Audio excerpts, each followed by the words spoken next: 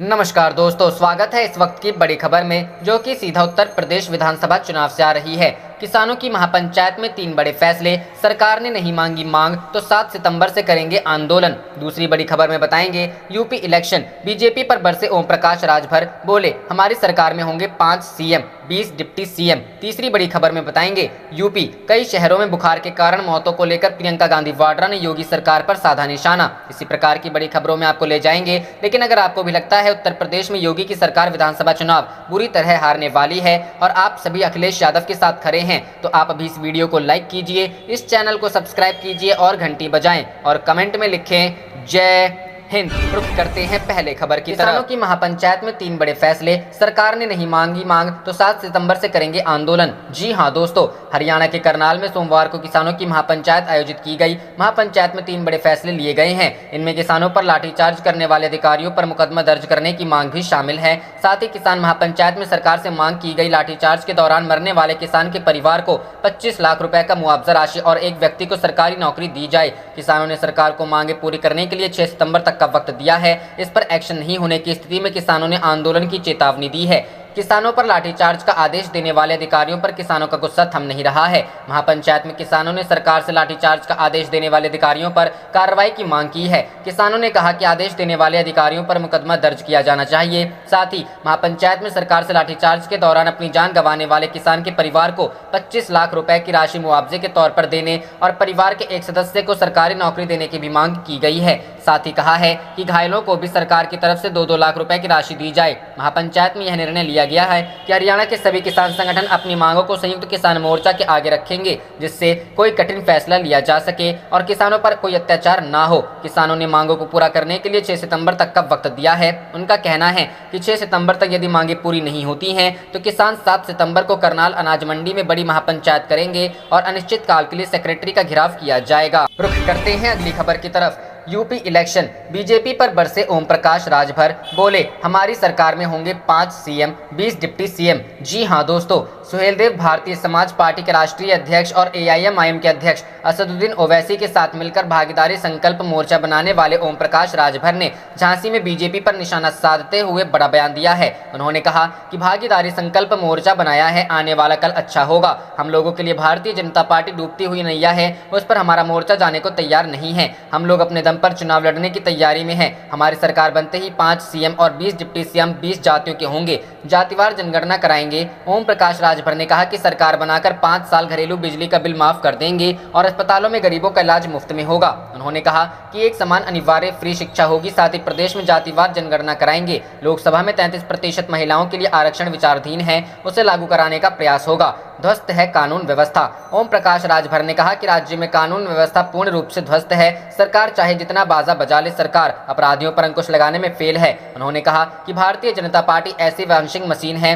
जो अपराधी Bharatiya Janata party join करता है, एक तरफ से गिरता है तो दूसरी तरफ से क्लीन होकर निकलता। रुख करते हैं अगली खबर की तरफ। यूपी, कई शहरों में बुखार के कारण मौतों को लेकर प्रियंका गांधी वाड्रा ने योगी सरकार पर साधा निशाना। जी हां दोस्तों, कांग्रेस महासचिव प्रियंका गांधी वाड्रा उत्तर प्रदेश के कई शहरों में बुखार से बच्चों और बड़ों की मौत पर अफसोस जताते हुए योगी आदित्यनाथ सरकार पर निशाना साधा है। प्रियंका ने सोमवार को इस मुद्दे पर एक ट्वीट किया। उन्होंने लिखा, फिरोजाबाद, मथुरा, आगरा और उत्तर प्रदेश की अन्य जगहों पर बुखार से बच्चों समेत तमाम लोगों की मृत्यु की खबर दुखदाई है। यूपी सरकार को तुरंत प्रभाव से स्वास्थ्य व्यवस्थाओं का चाक चौबंद कर इस बीमारी के रोकथाम के प्रयास करने चाहिए। बीमारी से प्रभावित लोगों के बेहतर इलाज की भी व्यवस्था की जाए। गौरतलब है, बारिश के मौसम में राज्य में मलेरिया और डेंगू के मामले बढ़ रहे हैं। कई शहरों में इसके कारण मौतों की खबर भी है। फिरोजाबाद जिले में ही करीब 1 सप्ताह में बुखार के कारण करीब 40 लोगों की मौत की सूचना है। यहाँ के विधायक ने दावा किया कि पिछले करीब 1 सप्ताह के दौरान अब तक इस बुखार से 41 लोगों की मौत हुई है। सदर विधायक मनीष असीजा ने रविवार को बताया कि इसके अलावा कई लोग गंभीर स्थिति में हैं। उन्होंने बताया कि वह प्रभावित क्षेत्र ऐलान नगर, करबला, महादेव नगर व अन्य स्थानों पर मेडिकल कैंप लगाने के साथ ही लगातार दौरा कर रहे हैं और स्वास्थ्य महकमे को डेंगू से प्रभावित लोगों के उपचार में कोई लापरवाही न बरतने का निर्देश दिया। असीजा ने बताया कि उन्होंने मुख्यमंत्री योगी आदित्यनाथ को जमीनी हालात भी बताए हैं। रुख करते हैं अगली खबर की तरफ। बनारस में 24 दिनों से धरने पर बैठे दृष्टिहीन बच्चों को देर रात उठा ले गई पुलिस, जोर जबरदस्ती का आरोप। जी हां दोस्तों, वाराणसी में 24 दिनों से धरने पर बैठे दृष्टिहीन बच्चों को पुलिस द्वारा धरना स्थल से जोर जबरदस्ती कर उठा ले गई। दृष्टिहीन बच्चों का आरोप है कि पुलिस ने जबरन धरना खत्म खत्म करा दिया। आंदोलित छात्र दुर्गाकुंड इलाके में स्थित हनुमान प्रसाद पोद्दार अंध विद्यालय में 9 से 12 की क्लास को शुरू करने के लिए धरना दे रहे थे। दृष्टिबाधित बच्चे स्कूल में 9 से 12 तक की क्लास को मैनेजमेंट के द्वारा खत्म करने के विरोध कर रहे हैं। दृष्टिहीन बच्चों के साथ रविवार को यूपी के दिव्यांग कल्याण मंत्री ने वार्ता कर समाधान निकालने की बात कही थी। छात्र उनकी बात मानकर सड़क से धरना हटाकर किनारे धरना चलने की बात कही थी, लेकिन देर रात पुलिस उन्हें से उठा ले गई। छात्रों का आरोप है कि पुलिस ने उसके साथ जबरदस्ती की। दृष्टिबाधित बच्चों के आंदोलन का पूरा मामला ट्रस्ट की तरफ से 9 से 12 तक की क्लास को खत्म करना है। बच्चे कह रहे हैं कि स्कूल ट्रस्ट के ट्रस्टी अपना हित साधने के लिए बड़े बच्चों की क्लास को बंद कर रहे हैं। आरोप यह भी है कि धीरे धीरे वो पूरा विद्यालय भी बंद कर सकते हैं, जबकि ट्रस्ट का कहना है कि बच्चों की अनुशासनहीनता इतनी बढ़ गई थी जिसकी वजह से उन्हें यह कदम उठाना पड़ रहा है। बीते 24 दिनों से बच्चे अपनी मांग पर डटे थे।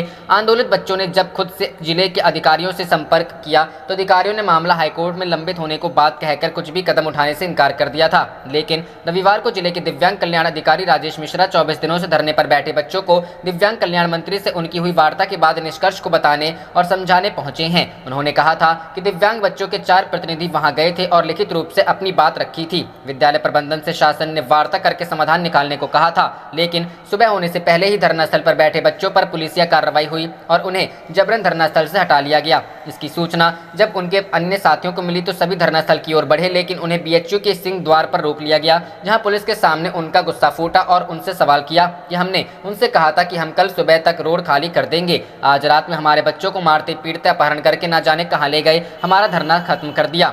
भेलूपुर के एडीसीपी विनय सिंह का कहना है कि विगत कई दिनों से हनुमान प्रसाद पोद्दार के छात्र दुर्गाकुंड और अन्य जगहों पर सार्वजनिक मार्ग को अवरुद्ध करने हुए बैठे थे।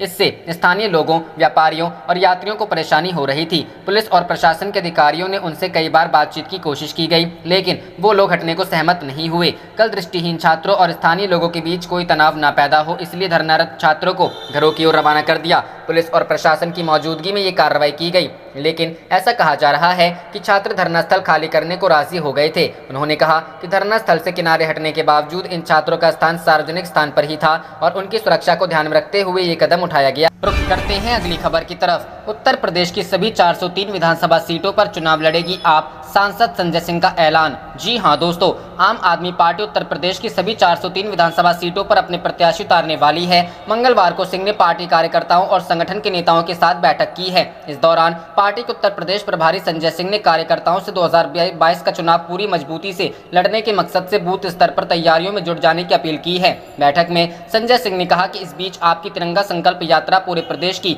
403 विधानसभाओं में निकाली जाएगी। इसके जरिए हम असली राष्ट्रवाद को बताना चाहते हैं। हमारा राष्ट्रवाद है कि हर गरीब के बच्चे को पढ़ने के लिए बेहतर स्कूल मिले, मोहल्ला क्लिनिक की तरह हर गांव में बेहतर अस्पताल हो, गरीब के घर में रोशनी हो, 300 यूनिट बिजली फ्री मिले, दिल्ली की तरह बेहतरीन स्कूल का सपना उत्तर प्रदेश में भी पूरा हो। संजय सिंह ने आगे आरोप लगाते हुए कहा कि आम आदमी पार्टी का राष्ट्रवाद है कि हम उत्तर प्रदेश के लोगों को अच्छी शिक्षा दे सके, अच्छा स्वास्थ्य दे सके, दिल्ली के मोहल्ला क्लिनिक की तरह यूपी के गांव-गांव में क्लिनिक बना सकें। हम शमशान बनाने वाली विचारधारा नहीं चाहते। भारतीय जनता पार्टी ने कोरोना महामारी में गांव-गांव को शमशान बना दिया। 2017 में उन्होंने कहा था कि गांव-गांव में शमशान बनाएंगे। संजय सिंह ने कहा कि यूपी में मौजूदा सरकार के राज में तमाम ऐसी घटनाएं हुई हैं जिनसे तिरंगे की शान को ठेस पहुंची है। यहाँ बेटियों के खिलाफ रोज बलात्कार की घटनाएं सुनने को मिलती है। सरकार न्याय दिलाने की जगह जबरदस्ती रात के अंधेरे में पीड़िता का शव जलाने का काम करती है। राज्यसभा सांसद संजय सिंह ने कार्यकर्ताओं के साथ बैठक में हाल ही में संपन्न हुए सदस्यता अभियान का जिक्र भी किया। सिंह ने दावा किया कि आम आदमी पार्टी ने उत्तर प्रदेश में 1 माह के दौरान करीब 1 करोड़ नए सदस्य बनाए हैं। आप देख रहे थे आपका अपना चैनल जय हिंद जय भारत।